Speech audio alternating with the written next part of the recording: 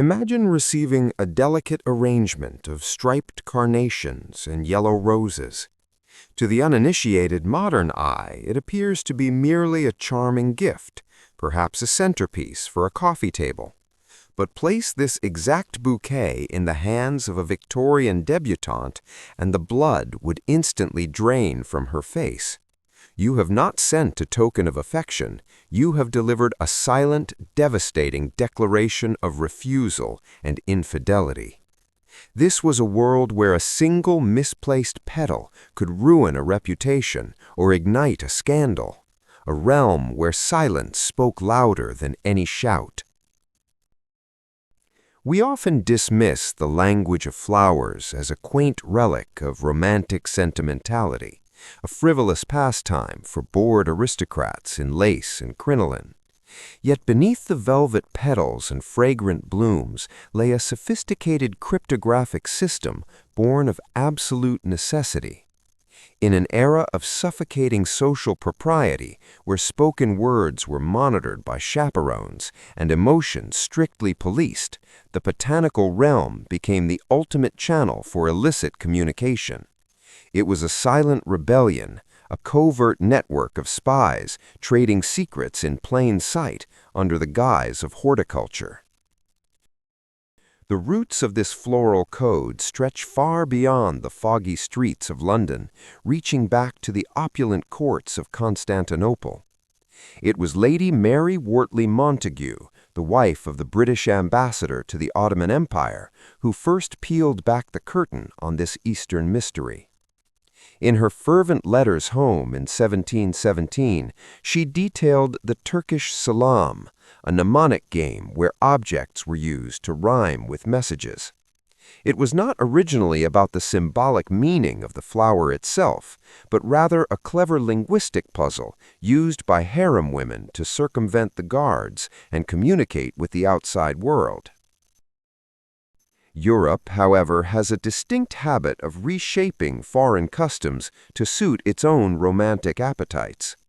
When Lady Montagu's letters reached the salons of Paris and London, the pragmatic Turkish rhyming game was transmuted into something far more esoteric.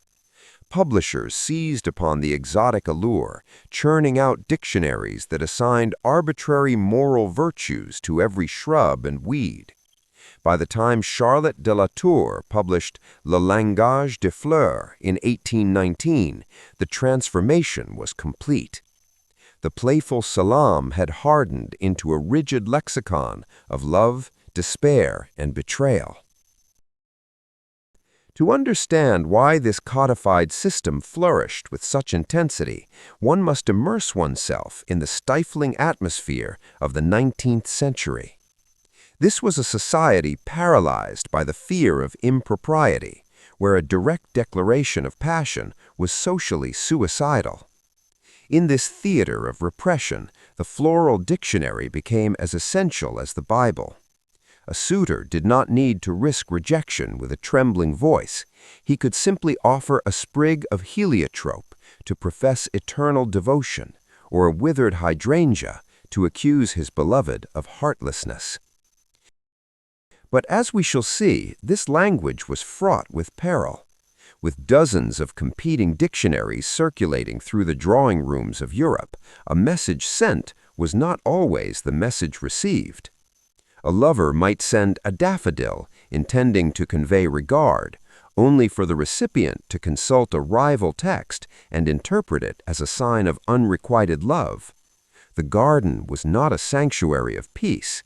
It was a minefield of misunderstood intentions and accidental insults waiting to explode. As the mania gripped the populace, the vehicle for these messages evolved into the tussie-mussy. These were tight, concentric circles of herbs and blooms, often bound in stiff paper doilies or ornate silver filigree holders. They were not merely decorative accessories, they were portable sentences carried into ballrooms and opera houses. A young man might present a nosegay featuring a central red tulip surrounded by ivy. To the unread eye, it was foliage. To the recipient, it was a declaration of love demanding fidelity. The physical arrangement mattered as much as the botanical species, turning a simple accessory into a complex dialogue. The grammar of this silent tongue extended far beyond mere selection, incorporating a spatial syntax that could alter a message entirely. The orientation of the gift dictated the subject of the sentence. A flower presented upright expressed a sentiment regarding the recipient, yet if the suitor inverted the stem, the meaning rebounded back to himself. A rosebud held to the heart signified fear, but one worn in the hair cautioned secrecy.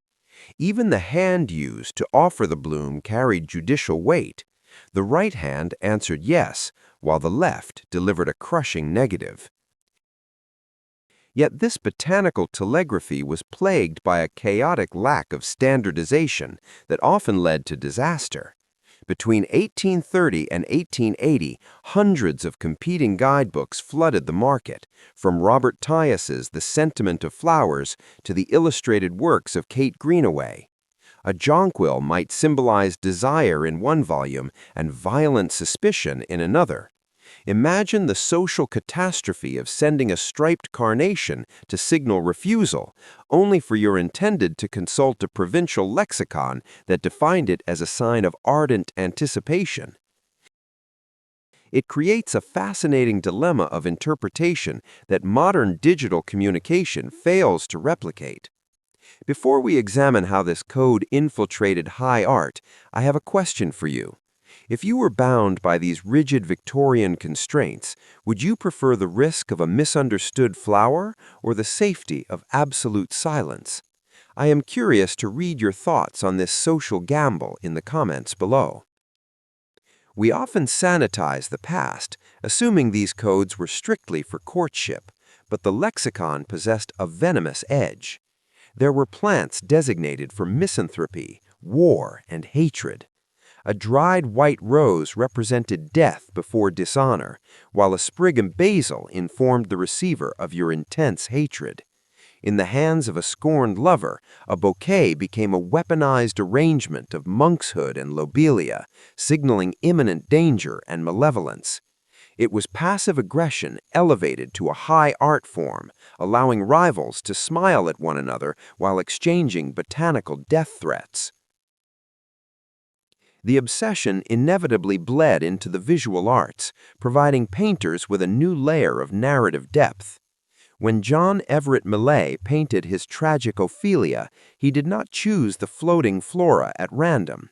The inclusion of poppies signified sleep and death, while the violets around her neck alluded to faithfulness and early demise. Victorian viewers did not need a placard to explain the painting. They read the canvas like a text, decoding the tragedy through the botany drifting in the murky water. As the century waned, the language shifted from romantic repression to subversive identification. In the early 1990s, the flamboyant Oscar Wilde began sporting a green carnation in his buttonhole. This unnatural bloom, often artificially dyed, became a covert signal among the underground gay community of London. It was no longer about communicating with a lover, but about signaling membership to a tribe that existed in the shadows. The flower had evolved from a tool of courtship into a badge of dangerous identity, proving that even in a garden, politics is never far away. However, the rigid structures of the Victorian era could not withstand the encroaching chaos of the 20th century. The industrial slaughter of the First World War shattered the delicate sensibilities that allowed Floriography to thrive. In a world defined by mustard gas and trenches, the subtle distinction between a primrose and a cowslip seemed absurdly trivial.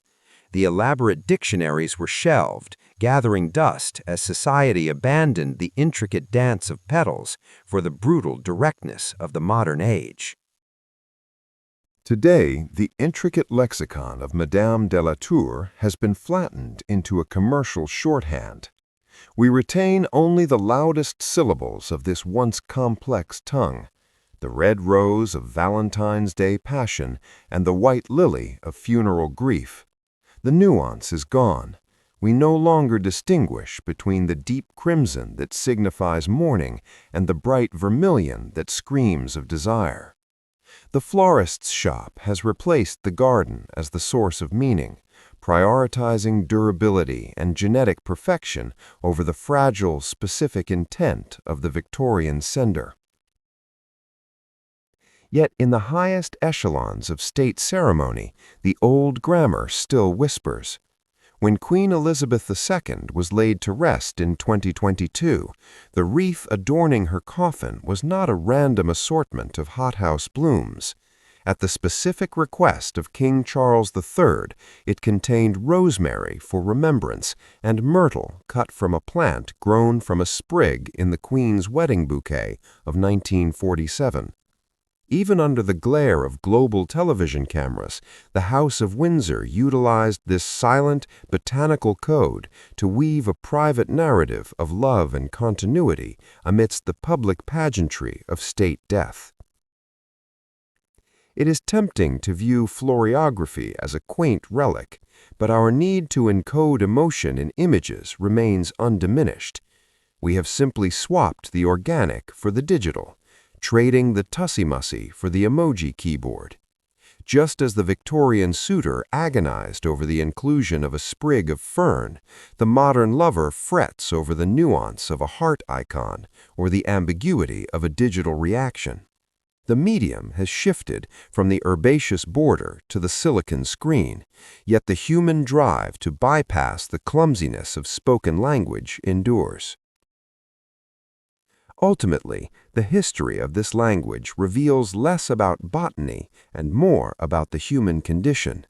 We are a species desperate to find echoes of our own interior lives in the indifferent biological world around us. We project our jealousies onto the yellow carnation and our purity onto the lily, forcing the silent realm of chlorophyll and roots to participate in our dramas. The flower does not know it is a messenger. It is simply fighting for survival, yet we insist on burdening it with the weight of our unspoken hearts. As we close this chapter, I leave you with one final inquiry to ponder. If you could revive one specific floral meaning to use in your daily life, which sentiment would you choose to encode in a petal? Share your chosen bloom and its definition in the comments below. If you enjoyed this journey into the secret garden of history, please subscribe and join us for the next investigation. This is Alistair, and thank you for watching.